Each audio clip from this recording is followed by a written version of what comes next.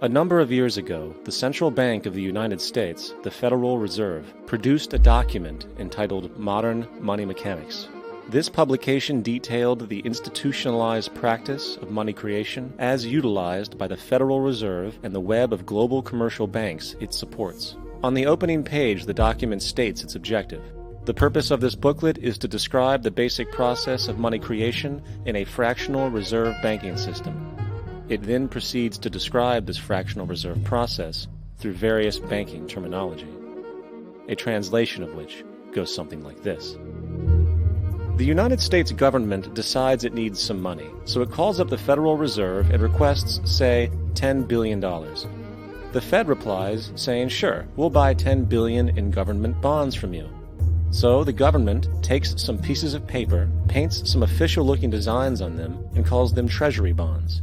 Then it puts a value on these bonds to the sum of $10 billion and sends them over to the Fed. In turn, the people at the Fed draw up a bunch of impressive pieces of paper themselves, only this time calling them Federal Reserve notes, also designating a value of $10 billion to the Fed. The Fed then takes these notes and trades them for the bonds. Once this exchange is complete, the government then takes the $10 billion in Federal Reserve notes and deposits it into a bank account. And upon this deposit, the paper notes officially become legal tender money, adding $10 billion to the U.S. money supply. And there it is. $10 billion in new money has been created.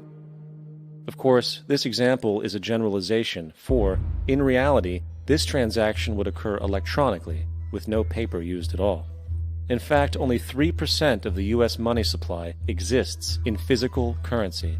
The other 97% essentially exists in computers alone. Now, government bonds are, by design, instruments of debt. And when the Fed purchases these bonds, with money it essentially created out of thin air, the government is actually promising to pay back that money to the Fed. In other words, the money was created out of debt.